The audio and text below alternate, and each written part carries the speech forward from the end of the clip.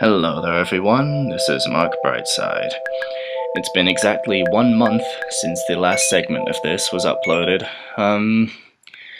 Let's see, why haven't I been recording any of this game? Partly because I just haven't cared to, and I have tried to record this particular segment a few times and it just hasn't really worked out too well, so yeah, there's that. Sorry, basically. Why am I still doing this? I don't know. Anyway, we have a lot of stuff we're going to be doing in this video. So the first place we're going to be going is we are going to take a trip through this door with the crystal on it, which doesn't lead to the snow world because that would make sense. Instead it leads to this place, known as the mural world, which, despite the fact that visually it's probably the least interesting area in the game, there are actually two effects here. If you follow the path that I'm taking, we can find the first of two mouth monsters. And you may remember the mouth monsters, not ponsters, from the previous part.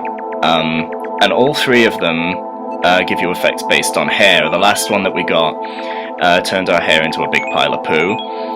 These two, one of which will give you long brown hair, which is completely pointless, and the other one will give you long blonde hair, which is also completely pointless.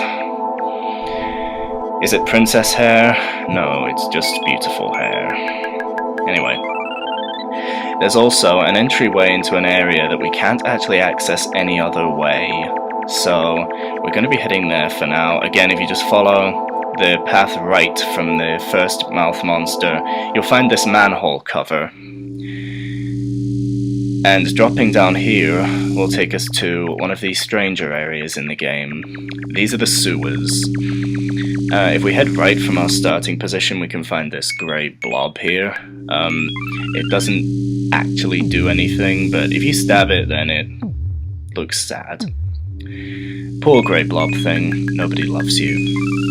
I know how you feel. Anyway, if we go left from our starting position, it's a bit of a long walk, so you'll have to bear with me there. I couldn't do the speed glitch in this section, unfortunately, because I needed to interact with the mouth monsters. So, yeah. This takes us to the main district of the sewers. Kind of an underground complex thing going on here. And that creature in the water is called a Porori. We'll be seeing a lot more of those later. But basically, Pororis are kind of the wandering homeless creatures of the dream world. We'll be seeing them in a lot of different areas. See, there's another one. And they change their appearance based on where they are. I think we actually see all three types of them in this one video. I don't know. I don't remember. Right. So, if we walk past here, and we will examine those holes in the wall in a moment, we can find this floating ghost. And as you'd expect, interacting with it gets us the, let's see if I can pronounce this, the Nopperabou effect, which basically removes your face and lets you do that. Again, pointless, but we need it for completion. However, here's something that isn't pointless. If we examine these holes in the wall, then something very strange will happen. I'm just showing that you can't get through that tunnel to the left, even though it looks like you can. But, yeah, let's have a look at these holes. I've said that before. Ugh. Yeah, these are basically supposed to be drawings that Maratsuki made herself, and she's now seeing them in her dreams. Depending on how you look at them, it's kind of like a Rorschach test where different people see different things. There's one drawing in particular that really creeps me out for some reason. I'll point it out when we see it. That one is usually considered to be the weirdest. Also, there's that shadow man in the water there. But really, this is the main draw of the sewers, is finding these things.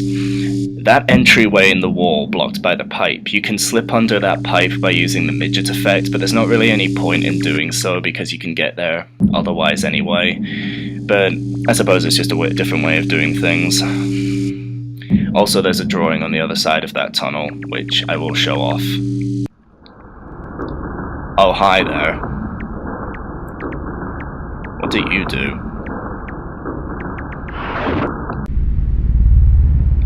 Now we're in the windmill world. Not going to explain what just happened. There's really nothing to do in the windmill world. There's this man on this carpet, and if you talk to him, his head swivels. Also, the music in this is very, very loud, so I'm going to have to lower that in post. It's actually hurting my ears. But if we venture down, we can find a selection of windmills and what looks like a broken umbrella. If we talk to the umbrella, then it will transport us to the docks. The umbrella will become a fisherman for some reason.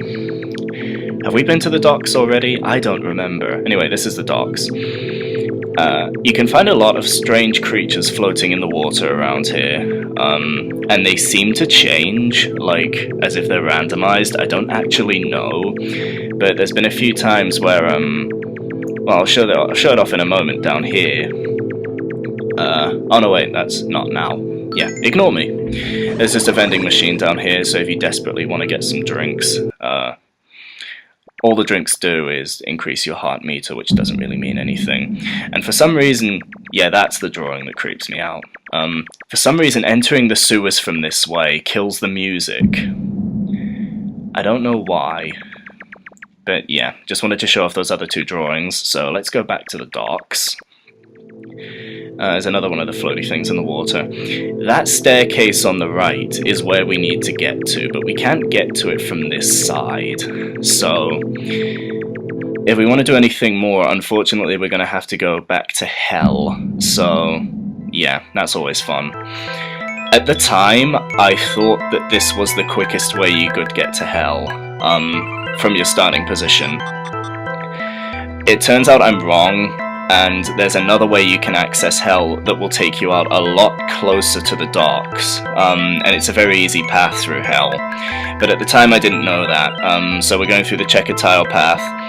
That particular Pterinigan there will almost always catch you if you go through this from that particular direction, just because of the way that the tiles line up. So you pretty much have to use the stoplight in order to get past her, or have the speed glitch, that works too. Please excuse me while I scratch my head. I hope that doesn't show up in the recording. It probably will. Yeah, I'm sorry if I sound a bit kind of grumpy today. It's because well, today hasn't been terrific, let's put it that way. Don't even know why I'm recording this game. I just am. Anyway, yeah, I didn't want to show me pissing around in hell for ages, so I cut away. I actually got caught by a Pterinigan again, so that was fun. Had to redo all of this. But if we head down this staircase, we'll come out the opposite side of the docks. It's kind of weird that if you go down a staircase in hell, then you come up the stairs to the docks. But whatever. I think this is the... What are you doing? Move. What's wrong with you, past Mark? Sick of your shit, past Mark. Anyway, if we go down here, we can find this red creature, and sometimes I've seen a different creature there. I have no idea what causes that. And you can interact with it in any way. What doesn't move to the cat, it doesn't respond to anything. I don't think it's even an NPC, I think it's just a static object. But there's that. Where we really want to go, however, is up these... I suppose bridges, pathways, whatever you want to call them. I don't know. But we want to be aiming for the northernmost point. There's nothing around these corners here, it's just completely pointless.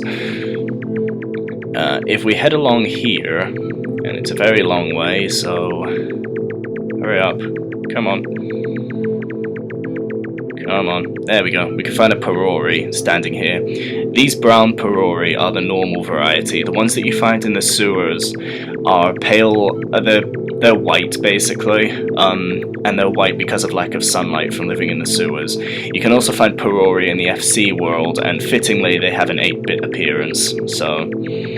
It's kind of implied, we'll be going to their home very soon, that from their home they've spread out across the dream world, and now they just kind of wander between the different sections.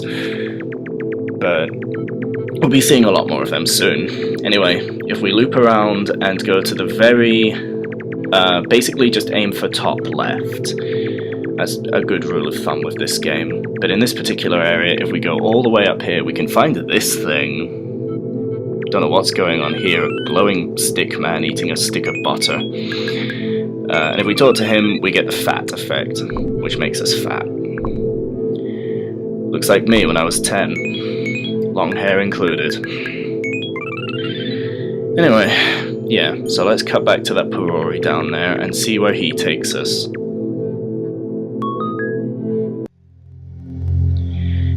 I've been in this area before, and I didn't really go into it in much detail at the time there either. I'm going to save this for a later video because there's a lot of stuff we can do in this area.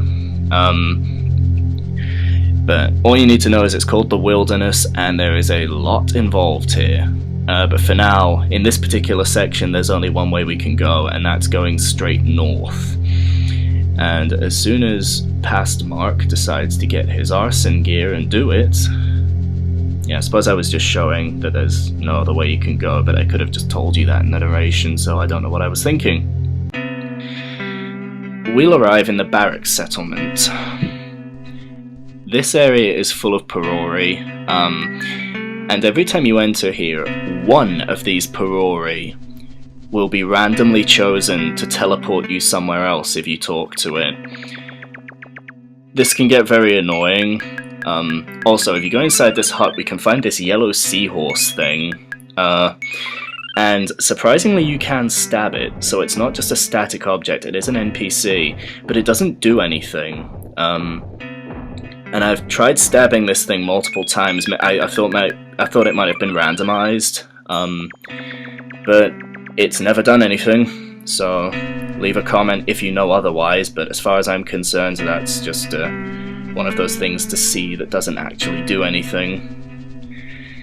But yeah, there's one other hut around here, and I wasn't entirely sure where it takes me.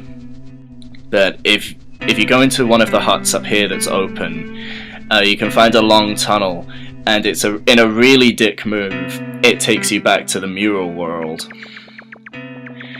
So in other words, you have to walk all the way back here again.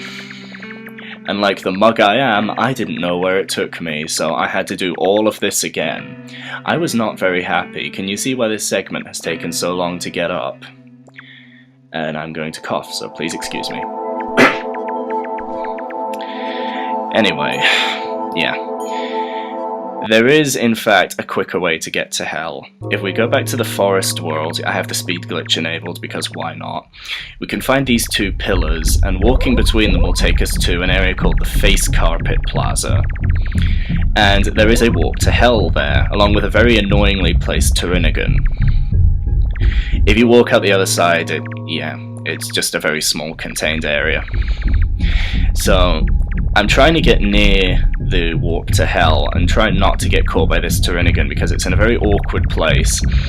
But when I eventually catch it, I remember that, oh yeah, I can interact with things when I have the speed glitch enabled. So now I need to get far away from this Turinigan so I can actually disable the speed glitch. And yeah, I didn't have a very fun time recording this segment, I'm sorry. I'm sorry if I'm complaining so much, but there's a reason this one's taken so long to get up, because I had to keep going backwards and forwards, and it was just tedious. Anyway, from this starting point, you might notice a cut there, please ignore that. From our starting point in hell, you want to follow the same path that I'm taking now, and this will actually take you straight to the docks. It's by far the quickest way to get there. Yeah, we'll be seeing you soon, Mr. Red Thing, or Mrs. Red Thing. But yeah, see, there's the staircase right there. So by far the easiest way to get back to the docks, and therefore the barracks settlement. Luckily, to kind of make up for my horrible luck so far in this recording, the Porori that warps me to the next area is actually the very first one I talked to, so I suppose it balances out, because I've had times in that area where I've spent 10 minutes just talking to all the Porori trying to find the one that takes me here. Anyway, we're back in the FC world now, and we're going to be picking up the first of what I like to call the Elite Four effects. There are 4 effects in this game that are far more out of the way and far more irritating to pick up than the rest. One of them being one of the ones in this area, which is why this segment has been such an arse to record. even when you get here, actually finding the area where you're supposed to... Yeah, I thought it was there. I'm wrong. That's not where you have to go. Even finding where the dam effect is can be a real chore in this area because it's so huge and it just keeps looping and... Well, it doesn't loop, but it feels like it's looping because it's so enormous. And I actually didn't know what you could do in this room here. There is something you can do that's very minor and mostly useless. I'll show it off at a later time. I always assumed that that was just an empty, pointless room that had no purpose, but no, there is something you can do there. I've kind of got an idea for what I'm gonna do for all of the small, mostly irrelevant things that I don't show off. But we'll deal with that at a later date.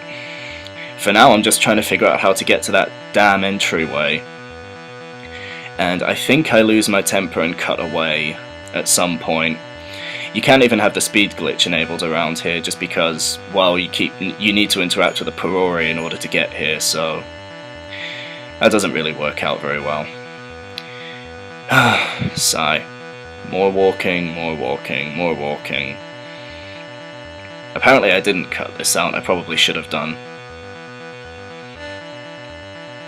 Oh, wait.